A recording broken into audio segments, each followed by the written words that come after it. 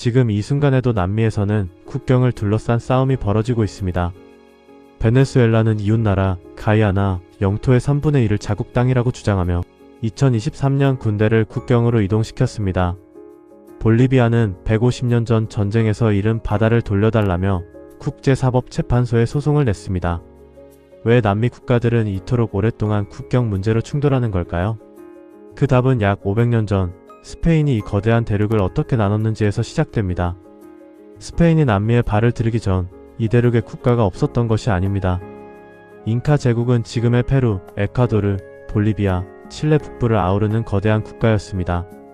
수도 쿠스코를 중심으로 도로망이 깔렸고 케추아어가 공용어였으며 중앙 집권적 행정체계도 있었습니다. 단지 유럽식 의미의 고정된 국경선이 없었습니다. 영토의 끝은 군사력이 미치는 범위와 지형으로 결정됐고 지도 위에 선을 긋는 개념이 아니었습니다.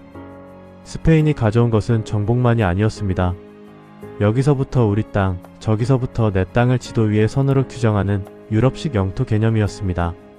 1532년 피사로가 잉카를 무너뜨린 후 스페인은 이 광활한 대륙을 어떻게 관리할지 고민했습니다. 왕이 직접 다스리기엔 너무 멀었습니다. 스페인이 선택한 방법은 부왕령 체제였습니다. 왕을 대신하는 부왕을 현지에 파견해 통치하는 방식입니다. 처음에는 두 개였습니다. 1535년 설치된 누에바 에스파냐 부왕령은 수도 멕시코시티를 중심으로 현재의 멕시코와 중앙아메리카를 관할했습니다. 1542년 설치된 페루 부왕령은 수도 리마를 중심으로 브라질을 제외한 남아메리카 전체를 아우르는 거대한 영역이었습니다. 그런데 시간이 지나면서 영토가 너무 넓어 관리가 어려워졌습니다.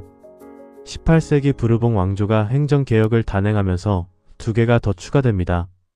1717년 누에바 그라나다 부왕령이 페루 부왕령에서 분리됩니다. 수도는 보고타. 현재의 콜롬비아, 에콰도르, 베네수엘라, 파나마가 이 부왕령에 속했습니다. 1776년에는 리오데라플라타 부왕령이 설치됩니다. 수도는 부에노스아이레스.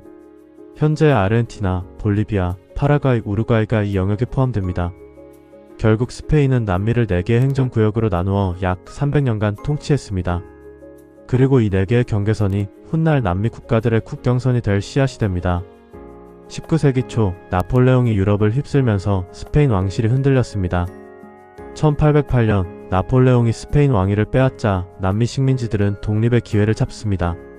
시몬 볼리바르가 북쪽에서 호세 데 산마르틴이 남쪽에서 스페인군을 몰아붙였고 1824년 아야쿠초 전투를 마지막으로 스페인 세력은 남미 대륙에서 소멸합니다.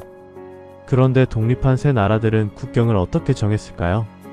이때 채택된 원칙이 바로 우티포시데티스 유리스입니다. 지금 법적으로 점유하고 있는 대로 유지한다는 라틴어 원칙입니다. 쉽게 말하면 스페인이 그어놓은 부왕령 경계를 그대로 자국의 국경으로 삼자는 약속이었습니다. 왜 이 원칙을 택했을까요? 독립 직후 남미는 혼란 그 자체였습니다.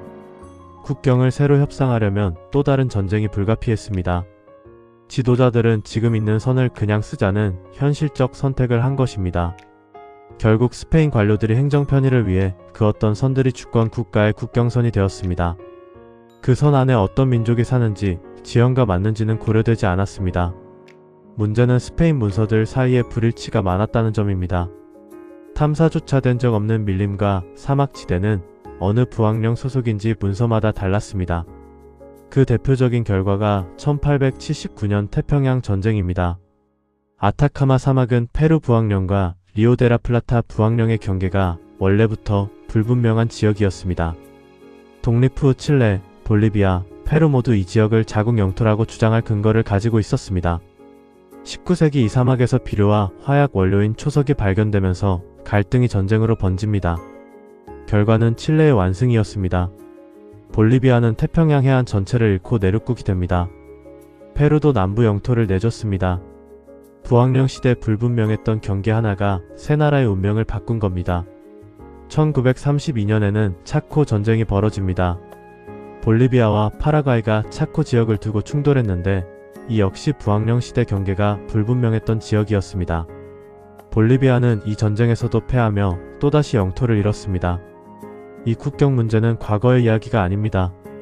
베네수엘라, 가이아나 에세키바 분쟁은 2023년 다시 불붙었습니다. 에세키바는 가이아나 영토의 3분의 2에 해당하는 지역으로 식민지 시대 스페인령과 네덜란드 영국령의 경계가 모호했던 곳입니다.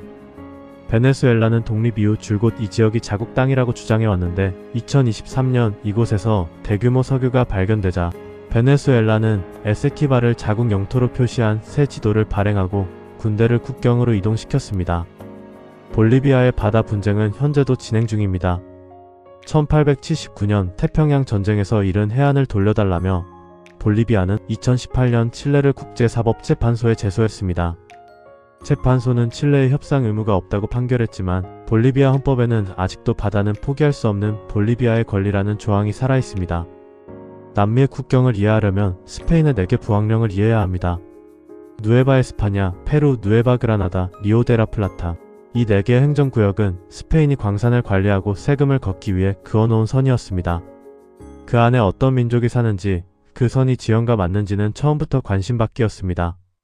독립 이후 남미 국가들은 혼란을 피하기 위해 그 선들을 그대로 물려받았고 그 불완전한 선들이 전쟁을 만들었고 지금도 분쟁을 만들고 있습니다. 500년 전 스페인 관료의 서류 위에 존재하던 선이 지금 이 순간에도 총구를 겨누게 만들고 있습니다.